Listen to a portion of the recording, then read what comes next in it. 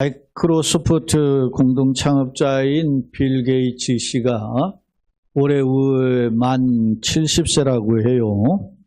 그런데 그는 지난주 보도에 보니까 소스 코드 나의 시작이라고 하는 그의 자서전의 첫 번째 책을 출간을 했어요. 계획에 의하면 3권의 자서전을 출간할 계획인데 그 중에 첫 번째 책을 출간했는데요. 그런데 그 책에 특이점이 하나 있어요. 빌 게이츠가 자기의 자서전을 내면서 뭐라고 이야기했냐면 자신은 불로소득 같은 특권을 누렸다라고 회상했다는 점입니다.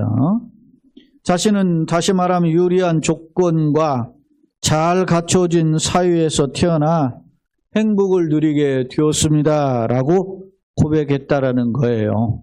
예를 들면 그 내용을 잠깐 그 내용을 소개하면 빌 게이츠는 자신의 성공 스토리의 배경을 설명하기를 부유한 미국에서 태어났고 그것도 백인 남성에게 유리한 사회에서 백인 남성으로 태어났다는 것은 일종의 출생 복권에 당첨된 것과 마찬가지였습니다라고 회상했다라고 합니다.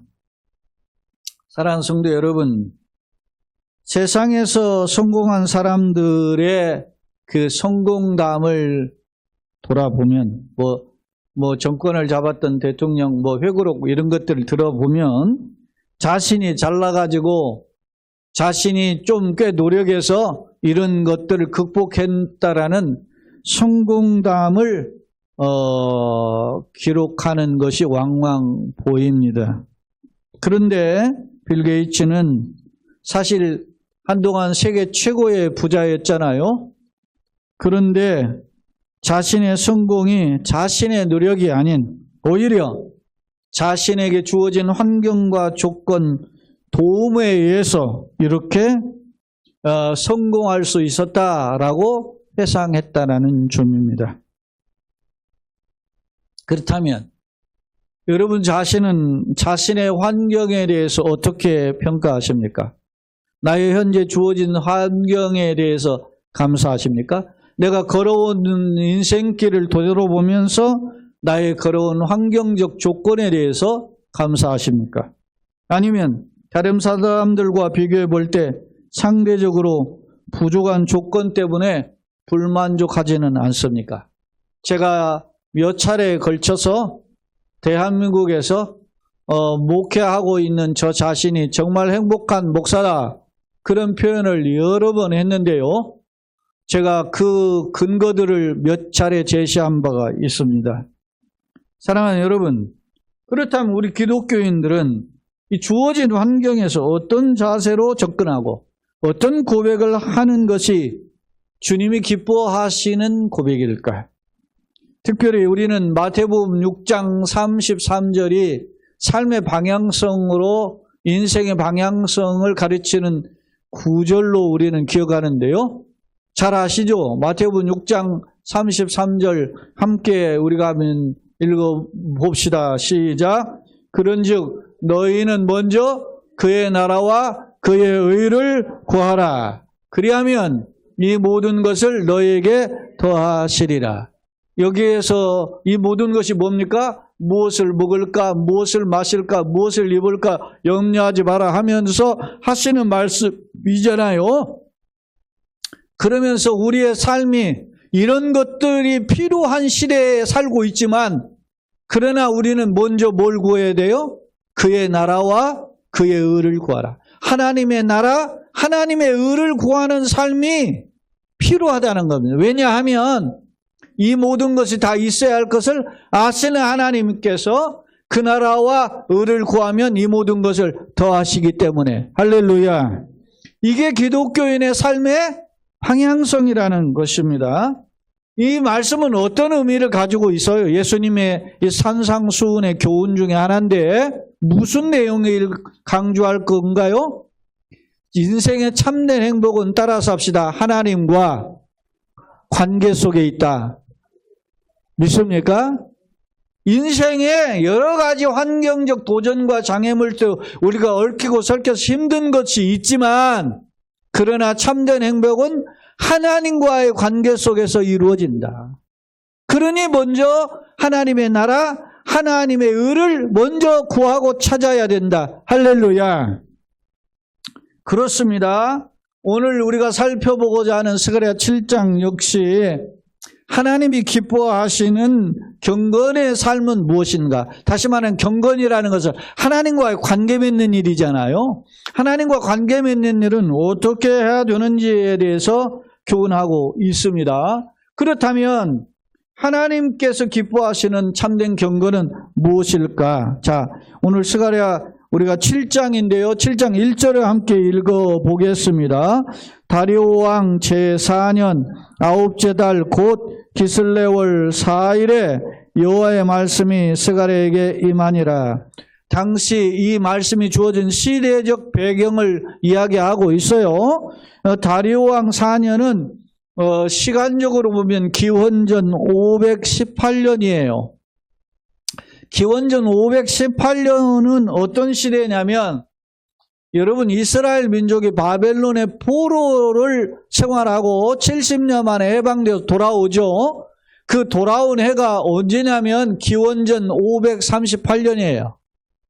그러니까 기원전이니까 기원전 518년은 거꾸로 계산하면 포로에서 해방된 지 20년이 지난 해라라는 것을 알 수 있어요. 그러니까 바벨론에서 포로 생활 70년 마치고 이스라엘 민족이 고향 땅으로 돌아와서 20년이 흐른 시점이라는 겁니다. 역사적으로 보면 20년 동안 어떤 시간이 이루어졌냐면, 이스라엘 민족이 포로에서 돌아오자마자 무너졌던 솔로몬 성전을 재건하기 위해서 두 번째 성전을 건축해요. 이 성전이 수룹바벨 성전인데, 그러나 사마리아인들의 방해로 인해서 성전이 건축 2년 만에 중단되어 16년이 흘러요.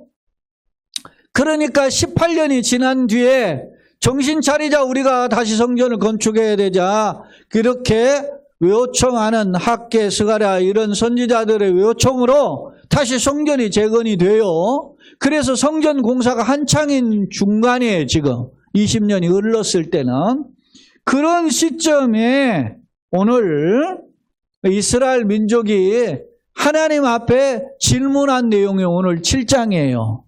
다시 말하면 그때 당시에 이스라엘 모습이 보면 어떤 겁니까? 성전을 다시 재건하고자 하는 그런 열심이 있었어요. 그리고 오늘 내용에 보면 이스라엘 민족이 나름 고대 바벨론 70년과 그리고 포로 이후 해방 이후에 20년 지나는 90년 동안 계속해온 전통이 하나 있었음을 알 수 있어요. 그 전통이 뭐냐면 금식이에요. 금식. 근데 금식이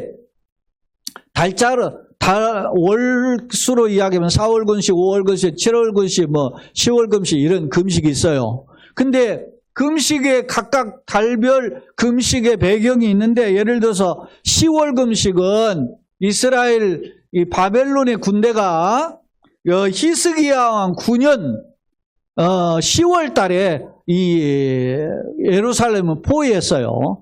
그래서 그때 이 바벨론의 군대에 에워쌌다. 물론 1차 포로, 2차 포로도 이미 있었는데 3차 침공 때의 이야기예요. 히스기야 왕 11년 차에 나라가 망했는데 9년부터 에워싸움을 당한 거예요. 그러니까 9년 10월 달에 에워싸움을 당한 것을 위기를 느끼고 금식한 거예요. 그 금식이 있고, 그 다음에 이제 4월 금식은 예루살렘 성이 시드기야 왕 11년 차 4월 달에 예루살렘 그 성벽이 무너져요. 예루살렘을 둘러싼 성벽이 무너지는, 성이 함락된 것을 통탄하면서 금식한 것이 소위 4월 달이니까 4월 금식이에요. 그리고 5월 금식은 뭐냐면 그 다음 달에 예루살렘 중앙에 있는 성전, 예루살렘 성전이 불에 타요. 그래서 성전이 불에 탄 완전히 함락된 거지 이게. 이것을 슬퍼하는 금식이 소위 5월 금식이에요. 그리고 7월 금식은 뭐냐면 함락이 된 뒤에 바벨론의 느부갓네살이 그 이스라엘의 그다랴를 총독 세우고 그랬는데 바벨론에 우리가 항거하자고 막 이 총독을 꼭두각시라고 생각해서 죽이고 그 백성들을 수많은 백성들을 또 이스라엘 민족이 서로 간에 죽이는 일이 벌어져요. 그런 일들이 슬퍼하는 것이 7월 금식. 그러니까 이스라엘은 달별로 뭐 예를 들어 4월 금식, 5월 금식, 7월 금식, 10월 금식 이런 달별 금식이 있었는데 이게 다 언제 이루어진 거예요? 이스라엘이 이 바벨론의 3차 침입과 함께 멸망하는 그 시점에 있었던 것들이에요. 그런데 바벨론에 끌려가서 70년 지나고 돌아와서 20년이 지나는데도 여전히 이 금식을 하고 있었다는 겁니다. 자, 7장 2절 3절 한번 같이 읽어봅시다. 시작. 그때 베델 사람이 사레셀과 네겔멜렉과 그의 부하들을 보내어 여호와께 은혜를 구하고 만군의 여호와의 전에 있는 제사장들과 선지자들에게 물어 이르되 내가 여러 해 동안 행한 대로 5월 중에 울며 근신하리이까 하며 이렇게 물었던 거예요. 5월 금식을 지금 하고 있는데 지금도 계속 5월 금식 해야 됩니까? 물었다는 거예요. 제가 앞서 4개 달별 금식이 있었죠? 근데 그 중에 이제 5월달 금식이 뭐예요? 성전이 함락됐을, 성전이 파괴되고 불탔을 때가 5월 금식이에요. 근데 지금 뭐 하고 있어요, 지금? 두 번째 성전을 지금 재건하고 있잖아요. 그 중단된 지 16년 만에 다시 재건을 해서 지금 막 절반 이상 지금 지어가고 있단 말입니다. 그러니까 우리가 성전이 이렇게 새롭게 이제 멀쩡하게 지어져 가는데 금식을, 5월 금식을 계속 해야 되느냐? 이런 질문을 했던 거예요. 이제 베델 사람들이, 나름 이제 하나님 앞에 열심 있는 사람들이 금식에 대한 이 회의를 가지고 질문을 했던 겁니다. 그러면 이에 대한 하나님의 답변이 뭘까요? 보십시다. 4절로 6절을 또 같이 읽어봅시다. 시작. 만군의 여호와의 말씀이 내게 임하여 이르시되 온 땅의 백성과 제사장들에게 이르라. 너희가 70년 동안 5째 달과 7째 달에 금식하고 애통하였거니와 그 금식이 나를 위하여 한 것이냐? 너희가 먹고 마실 때에 그것은 너희를 위하여 먹고 너희를 위하여 마시는 것이 아니냐라고 하나님이 지금 답변하십니다. 너희가 지금 앞서 제가 소개했죠? 4월 금식, 5월 금식, 7월 금식, 10월 금식이 있는데 그중에 대표적인 금식이 5월 금식과 7월 금식이잖아요. 그런 금식들을 하고 있는데 지금 70년 동안 했고 지금 포로 해방 후에 20년이 되는 동안 그런 금식을 여전히 하고 있는데 하나님이 반문한 거예요. 이런 금식이 나를 위한 것이냐? 예? 하나님을 위한 것이냐고 거듭거듭 물어요. 그러면서 너희가 이 금식을 하면서 너희가 먹고 마시는 것이 누구를 위한 거냐? 너희를 위한 거 아니냐? 하고 반문한 거예요. 그러니까 하나님은 90년 가까이 하는 이 금식의 행위가 전혀 나와 관계없다고 90년 동안 생각하셨다는 거예요. 엄밀히 말하면 70년이에요. 왜냐하면 1차 포로, 2차 포로 지난 뒤에 3차 포로 가운데 1차와 2차 포로의 3차 포로 가운데 기간이 한 20년 되기 때문에. 그러니까 70년 동안 이스라엘 민족이 성전이 회파되고 그 백성들이 죽임당하고 하는 걸 슬퍼하며 금식했지만 하나님은 생각하기를 뭐라고 그랬어요? 이게 나를 위한 금식이야? 라고 했다. 야, 사랑하는 성도 여러분, 내가 신앙생활을 50년, 70년 이렇게 하는데도 하나님이 우리에게 물을 수 있어요. 야, 그 네가 신앙생활 그게 나를 위한 거였어? 묻는다면 어떻게 하겠어? 제가 이야기하잖아요. 졸업 후 32년, 그러니까 제가 신학을 한 지 35년이 됐다는 거지. 내가 스스로를 돌아보면 강 목사, 너 목회, 너 하나님 앞에 바른 듯 하면서 살아왔는데 그거 나를 위한 거야? 라고 물을 때 내가 과연 뭐라고 답할 수 있을까? 한 번쯤 생각해 봐야 돼. 이스라엘 민족이 바벨론에 끌려간 것은 물론이거니와 돌아와서도 20년간 그 역경들을 생각하며 금식했는데 하나님은 되물어요. 이러한 금식의 행위가 나를 위한 거냐? 라고 물었다는 겁니다. 그렇다면 사랑하는 여러분, 하나님이 기뻐하시는 금식은 경건이잖아요. 여러분요, 마태복음도 우리가 6장에 보면 참된 경건의 모습을 세 가지로 이야기해요. 경건이 뭐예요? 기도 생활, 그리고 금식 생활, 그리고 구제 생활이 경건이에요. 산상수훈을 여러분 읽어보세요. 이것이 하나님 기뻐하시는 경건이라. 근데 하나님이 기뻐하시는 경건이 무언가에 대한 답을 오늘 주셔요. 자, 그 내용이 오늘 본문의 8절로 10절을 한번 읽어봅시다. 8절로 10절 시작. 여호와의 말씀이 스가랴에게 임하여 이르시되 만군의 여호와가 이같이 말하여 이르시기를 너희는 진실한 재판을 행하며 서로 인애와 긍휼을 베풀며 과부와 고아와 나그네와 궁핍한 자를 압제하지 말며 서로 해하려고 마음에 도모하지 말라 하였으나. 자, 선지자 스가랴를 통해서 이스라엘 백성들에게 하나님께서 그 메시지를 주시는 거예요. 내가 이렇게 하라고 했다. 그게 세 가지예요. 첫째, 지도자들은 뭐예요? 진실한 재판을 행하라. 사회의 진실한 재판은요, 사회의 정의가 무너지지 말게 하라. 옛날에 여러분 우리나라가 행정부, 입법부, 사법부 이렇게 크게 나눠지죠? 그게 왜 그래요? 삼권 분립이 뭐예요? 서로를 견제하면서 국가의 균형을 유지하라. 대통령, 행정부가 함부로 못하게 입법부가 견제하고, 그리고 사법부가 바른 판단을 하라. 근데 제가 이 민주주의라는 길을 걸어오면서 보니까 이게 균형을 맞추는 것이 참 어렵더라는 거예요. 왜? 사람들이 다 아는 일이기 때문에 정권에 아부를 하거나 그런 사람들이 많은 거야. 근데 이스라엘 민족도 이야기하는 거예요. 진실한 재판을 하라, 진실한 재판. 누가 이 재판을 해요?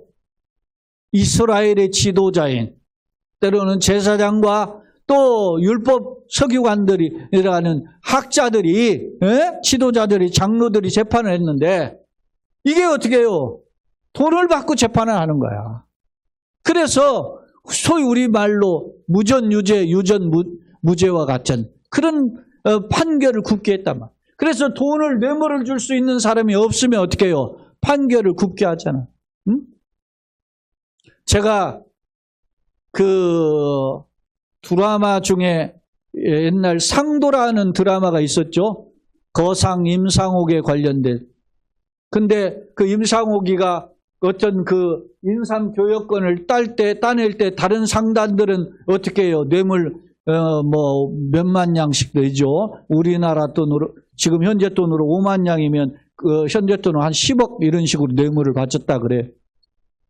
근데 임상옥은 이런 한 푼 내지 않잖아요. 왜냐하면 그걸 내면 또 계속 줘야 되는데, 그렇게 하면 악순환이 계속된다. 그래서 안 바쳤는데 자기가 그 인산 교육권을 허락받잖아요. 정의가 살아있는 모습을 보여주는 하나의 그 드라마였다고 저는 생각이 돼요. 옛날 사극이지만. 사랑하는 여러분, 쉽지 않습니다. 결코 우리가 살면서.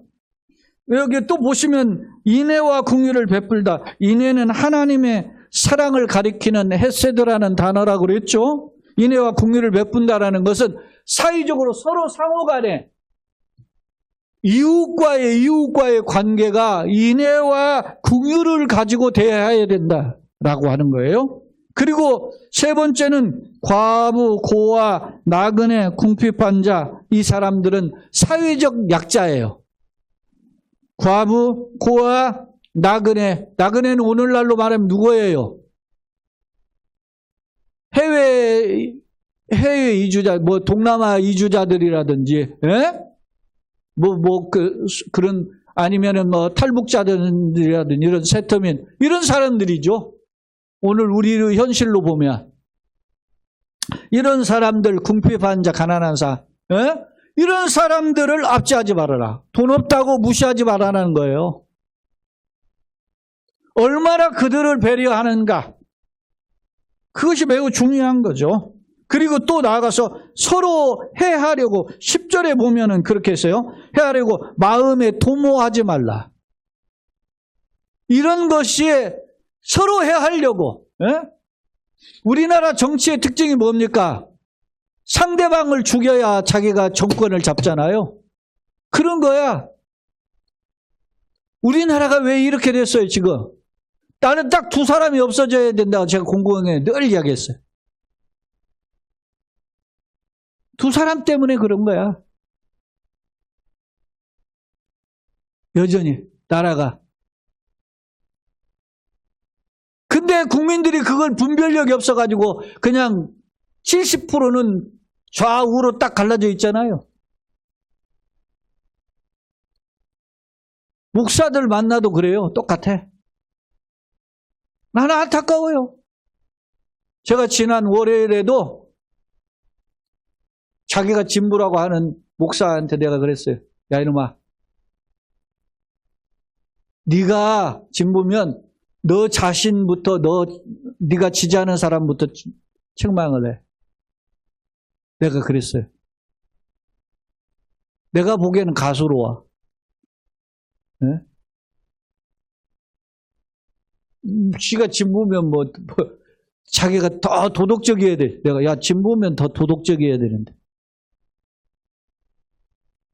어디 해외 가가지고 예전에 보면 10짜리 비행기 10짜리 석을 차지하면 하나 티켓을 더 줬어요. 그걸 자랑해. 나는 그래서 공짜로 갔다 왔다. 에이, 내가 돈을 더 내고 내가 그 자리를 받으려면 안 받고 다른 사람을 태우면서 가는 것이 네가 그 일을 진행하는 사람이지. 예? 머리 굴려가지고 자기가 그렇게 했다. 좀 창피한 줄 알아야 된다면 복음을 가진 사람이 왜 그따위 짓으로 사냐고. 설령 내게 그렇게 와도 나는 그거 안 받고 다른 사람에게 혜택을 주세요. 그렇게 하고 양보할 수 있어야지. 성경을 가지고 고민해야 되는 거 아닙니까?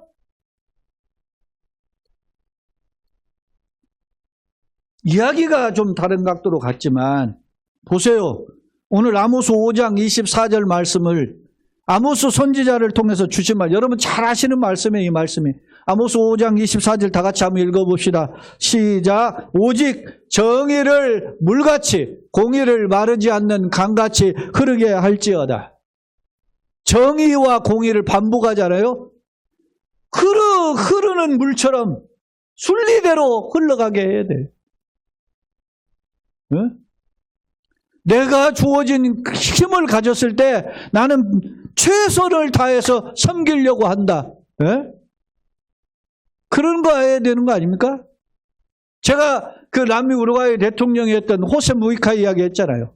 80 넘은 할아버지인데 그가 자동차를 몇 년 타는 30년, 27년인가 타는 자동차를 타고 다녀요. 캐딜락이긴 하지만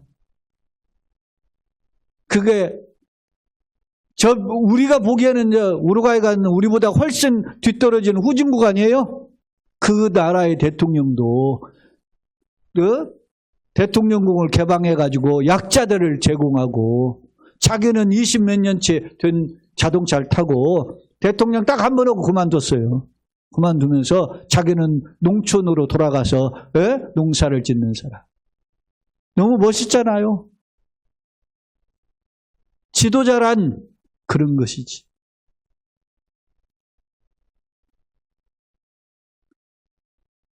오늘 말씀에 정의를 물같이 공의를 마르지 않는 강같이 흐르게. 그렇게 되기를 소원하려면 내가 그런 마음을 가지고 서야 될 거 아닙니까? 그런데 이스라엘의 모습은 어땠어요? 재판을 굳게 했어요. 인애와 공일이 없어요. 고아와 과부와 나그네를 압제해요. 그러면서도 뭐는 해? 금식은 해요. 몇십 년 동안. 4월 금식, 5월 금식, 7월 금식, 10월 금식은 해. 지금 누구한테 하는 말입니까? 하나님을 믿고 성전을 건축하는 이스라엘 백성들에게 하는 말입니다. 사랑하는 여러분, 국가가 지금 난리입니다. 나는 국가의 책임에 난리가 국가의 지도자들이 있지만 그 중심에 우리 기독교인이 있다 생각해요.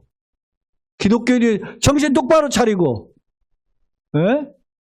이 지도자들이 얼마나 국민을 깔보았으면 요 따위로 하느냐 말이야. 기독교는 바른 길을 걸어가야 된다는 것이죠. 자, 스가랴 7장 11, 12절을 한번 보겠습니다. 하나님 뭐라고 하시는지 같이 한번 읽어봅시다. 시작. 그들이 모여 듣기를 싫어하여 등을 돌리며 듣지 아니하려고 귀를 막으며 그 마음을 금강석 같게 하여 율법과 만군의 여호와가 그의 영으로 옛 선지자들을 통하여 전한 말을 듣지 아니하므로 큰 진노가 만군의 여호와께로부터 나왔도다. 그렇게 하나님이 끊임없이 선지자를 통해서 말씀했지만 그들이 어떻게 해요? 듣기를 싫어해요. 충언은 여기하다 그러잖아요. 양약은 고고하고 충언은 여기하다. 입에 좋은 약은 쓰고 몸에 좋은 약은 입에 쓰고 좋은 충고는 귀에 거슬리는 거야. 네? 여러분은 교회에 와서 하나님 말씀을 통해서 내 마음을 갈아엎는 훈련을 안 하고 언제 합니까? 개인적으로 성경을 읽으면서 막 찔림을 받아가지고 막 고민합니까? 하나님 앞에서 내가 두려워해야 돼요. 오늘 하나님이 너희가 듣기를 싫어했고 등을 돌렸다 그랬잖아요. 듣지 아니하고 귀를 막아버렸다 그랬어. 그들의 마음이 금강석이 다이아몬드예요. 사실은 이게 가장 강한 돌 같게 하여 율법과 만군의 여호와가 그 영으로 옛 선지자를 통하여 전한 말을 듣지 아니하므로 큰 진노가 만군의 여호와께로부터 나와. 큰 진노가 나와서 이스라엘이 바벨론 70년 포로된 거란 말이에요. 돌아와서 이제 20년이 지나는 어점에 우리가 어떻게 하면 저렇게 나라가 망했는가 통곡하면서 금식한 거 아닙니까? 그런데도 여전히 껍질은 금식은 하지만 내용은 없다 말입니다. 교회 예배는 드립니다. 영상으로도 참여합니다. 그러나 우리의 삶은 바뀌질 않아. 이것에 대한 강력한 경고를 하고 있습니다. 이 본문이 지금 우리가 포로 귀환 후 20년이 지난 뒤잖아요. 근데 포로 이전에는 어땠는가 한번 보겠어요. 자, 성경 말씀 이사야 58장입니다. 포로 이전에 주어진 이 메시지예요. 이게 이사야 58장이. 한번 같이 읽어봅시다. 자, 이스라엘 백성이 하나님께 기도하는 내용이에요. 자, 시작. 우리가 금식을 하되 어찌하여 주께서 보지 아니하시오며 우리가 마음을 괴롭게 하되 어찌하여 주께서 알아주지 아니하시느냐라고 물어요. 왜 우리가 하나님 기도에도 안 들어주시고 금식에도 안 들어주십니까? 라고 해요. 그러니까 하나님이 뭐라고 응답하시냐? 그러면서 왜 우리가 해도 왜 응답하지 않아요? 하면서 따져요. 그러니까 이사야 58장 4절 5절 한번 읽어봅시다. 하나님 뭐라고 하시는지 같이 읽어봅시다. 시작. 너희가 금식하면서 논쟁하며 다투며 악한 주먹으로 치는도다. 너희가 오늘 금식하는 것은 너희의 목소리를 상달하게 하려는 것이 아니니라. 너희 이것이 어찌 내가 기뻐하는 금식이 되겠으며 이것이 어찌 사람이 자기의 마음을 괴롭게 하는 날이 되겠느냐. 그의 머리를 갈대같이 숙이고 굵은 배와 죄를 펴는 것을 어찌 금식이라 하겠으며 여호와께 연락될 날이라 하겠느냐 하고 하나님 책망하세요. 형식은 있어요. 머리를 갈대처럼 숙이고 굵은 배를 죄를 무릅쓰고 막 금식을 해. 그러나 하나님 보시기에 금식하는 날 뭐요? 논쟁하고 다투며 주먹으로 친다 하잖아요. 왜? 욕심을 위해서 빼앗는 거예요. 금식하면서. 이거는 예수님 오시기 전에 700년 전에 한 거예요. 그러니까 아까 518년에 준 거보다 한 200년 전 이야기죠. 네? 근데 예수님 시대에도 이야기하잖아요. 예수님 시대에도 누가복음 18장에 보면은 두 사람이 성전에 올라와서 기도해요. 한 사람 바리새인인데 어떻게 해요? 하늘을 우러러 하면서 나는 뭐요? 일에 2번 금식합니다. 11조를 드립니다. 그리고 저 세례와 같지도 않습니다. 그렇게 하는데 한 사람 옆에 있는 세례는 감히 고개를 들지 못하고 가슴을 치며 나는 죄인으로소이다. 나를 불쌍했어. 예수님 하신 말씀 뭐라고요? 세례가 저보다 바리새인보다 의롭다함을 받고 돌아갔다 그랬어요. 이게 예수님의 역설이에요. 자, 다시 우리 본문으로 와서 7장 13, 14절을 같이 읽어봅시다. 시작. 내가 불러도 그들이 듣지 아니한 것처럼 그들이 불러도 내가 듣지 아니하리라. 만군의 여호와가 말하였느니라. 내가 그들의 바람으로 불어 알지 못하던 여러 나라에 흩어느니라. 그 후에야 이 땅이 황폐하여 오고 가는 사람이 없었나니 이는 그들이 아름다운 땅을 황폐하게 하였음이라 하시니. 과거에 하나님의 말씀을 듣지 않아서 하나님이 바벨론을 포로 삼고 이 땅을 황폐하게 만들어버렸다. 그러니까 금식이라는 행위가 중요한 게 아니고 우리가 예배라는 이 행위가 중요한 거예요. 내 삶을 어떻게 살 것인가 고민해야 되는 거예요. 이게 두려움이지 이게. 우리 기독교인들이 나의 신앙은 어떤가 되돌아보는 자성의 거울의 역할을 하고 있음을 오늘 말씀을 통해서 살펴보게 됩니다. 사랑하는 성도 여러분, 말씀을 정리합니다. 이스라엘에 있었던 재판 내용인데요. 어떤 사람이 자기 집 담장에 밑에 채소를 심었어요. 그랬는데 옆집 담장에 옆집에 나무가 가지가 커가지고 넘어와가지고 그늘이 져가지고 채소가 안 자라는 거예요. 그래서 옆집 주인에게 당신 나무를 가지를 좀 잘라줬으면 좋겠다. 우리 채소를 이렇게 키울 수가 없다고 부탁을 했어요. 그랬더니 이 옆집 주인이 뭐라고 하냐면 그 나무를 자르면 나무가 볼품이 없어가지고 나무가 이제 모양새가 안 나니까 못 자르겠다. 그래가지고서는 아니 이 사람 남에게 피해를 주지 말아야지 하면서 서로가 옥신각신 싸우다가 이제 재판정에 간 거예요. 재판정에 가서 재판장님 이런 사정인데 해결해 주세요. 그랬더니 재판장에 판결을 내리려다가 내일 판결하겠습니다. 한 거예요. 하고 그 다음 날 이제 판결을 냈습니다. 야, 가지가 넘어와가지고 피해를 줬으니까 그 가지 잘라라. 그렇게 판결을 냈다 그래요. 그러니까 이제 법원 서기가 물어요. 재판장이 왜 어제 이 같은 판결을 어제는 안 하시고 오늘 하셨습니까? 그렇게 물으니까 이 재판장이 뭐라고 하냐면 내가 어제 사실 판결하려고 했는데 생각해 보니까 우리 집도 담장을 넘어서 이웃집에 넘어가가지고 피해를 주는 나무가지가 있다는 것이 생각이 났다. 그래서 내가 어제는 하루 종일 그 나무가지를 다 잘랐다. 자르고 오늘 와서 내가 재판에 판결을 내린 거다. 남에게 조금의 피해를 준 것이 있다면 자기부터 먼저 돌아봤다는 거예요. 이 재판장이. 사랑하는 성도 여러분, 마태복음 5장부터 7장은 산상수훈이고 그 중에 결론에 해당하는 말씀이 마태복음 7장 12절 이것을 소위 황금률이라고 해요. 골든 룰이라고 하는 표현으로 소개돼요. 황금률을 여러분 잘 아시죠? 한번 읽어봅시다. 같이 시작. 그러므로 무엇이든지 남에게 대접을 받고자 하는 대로 너희도 남을 대접하라. 이것이 율법이요 선지자예요. 5장 서두에 예수님이 내가 율법이나 선지자를 폐하러 온 것이 아니요 완전케 하러 왔다 했거든요. 그리고 5장, 6장, 7장에서 예수님은 이렇게 하라. 옛사람 이렇게 말했지만 나는 너에게 이렇게 말한다 하면서 예수님이 가르쳐줘요. 그리고 이것이 율법이요 선지자라 이야기하는 거예요. 이게 뭐예요? 결론이에요. 뭐라고 하느냐. 너희가 남에게 대접을 받고자 하는 대로 너희도 남을 대접하라. 근데 너희가 남에게 대접을 받고자 한다. 이게 남이 누구냐면 하나님이에요. 왜냐? 그 앞에 보면 7절로 11절에 보면 무슨 내용이 나오냐면 구하라 찾으라 두드리라 그래요. 네? 구하는 이가 얻을 것, 찾는 이가 찾을 것, 문을 두드려 열린다 그랬어요. 이렇게 그러면서 이야기해요. 너희가 자식에게 좋은 것을 줄 알거든. 하물며 하늘에 계신 아버지께 일 거냐. 하나님께 구하는 자가 좋은 걸 주시겠다 약속하셔요. 그 내용이 7절로 11절이에요. 그러면서 너희가 이렇게 하나님 앞에 응답을 받고자 하는지 않느냐. 그러면서 너희가 하나님께 응답을 받고자 하면 너희도 남에게 뭐라고? 대접해 주라.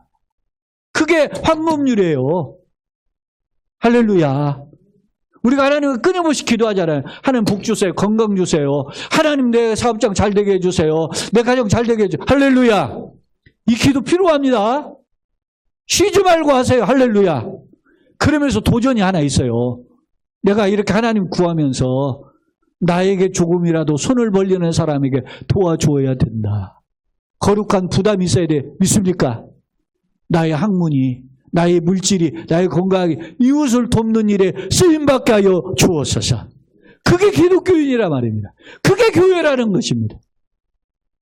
그것을 우리가 고민하는 거예요. 그런데 우리가 어떻게 해요? 살다 보니까 할 일이 많잖아요. 돈을 벌었는데 쓸 일이 많잖아요. 교회가 하다 보니까 쓸 일이 많잖아요. 그래서 그걸 잘 못하는데도 고민을 하는 거예요. 에? 제가 여러 번 이야기했죠. 한국교회 통계적으로 그래요. 한국교회 예산의 3%만 선교 구제해. 대형 교회들도. 우리 교회 15%씩 해왔어요. 우리 교회가 빚이 많은 교회. 지금 상환하라고 이번에 만기야 안내장을 받았어요. 근데 또 이제 연장을 하든지 아니면 다른 데 옮겨 타든지 해야 될 상황이죠. 빚 걱정을 하고 사는 교회지만 그러나 우리가 그동안 그렇게 해왔어요. 그게 왜 그렇게 해왔겠어요? 객기가 아니에요. 복음이니까 교회의 사명이니까 내가 나를 좀 인색하게 하더라도 그것은 감당해야 돼. 할렐루야. 그게 목회자의 소실 아닙니까? 교회의 방향성이고 제가 잘난 체 하는 게 아니에요. 그 고민 속에 그동안 30여 년, 29년을 걸어온 거예요. 2월 11일이, 오늘이 9일이죠? 2월 11일이 만 29년이에요. 이제 30년 차로 들어가요. 그동안 29년간 해왔어요. 사랑하는 성도 여러분, 예수님의 말씀처럼, 오늘 선지자를 통한 주신 말씀처럼 우리가 어떤 길을 걸어가는가. 대접받는 것이 세상은 능사예요. 박수받는 자리, 인정받는 자리가 최고예요. 그러나 교회는, 복음은 그런 게 아니에요. 내가 얼마만큼 남을 잘 대접했느냐가 중요한 거예요. 바라기는 올 한 해 아직도 긴 기간이 남았습니다. 이 기간 동안에 우리의 역할이 주님이 기뻐하시는 역할을 걸어감으로써 이것이 바로 참된 경건이라고 하는 메시지를 마음에 새기고 실천함으로써 열매 맺는 교회와 가정과 성도들 되시기를 예수님의 이름으로 축원합니다. 아멘.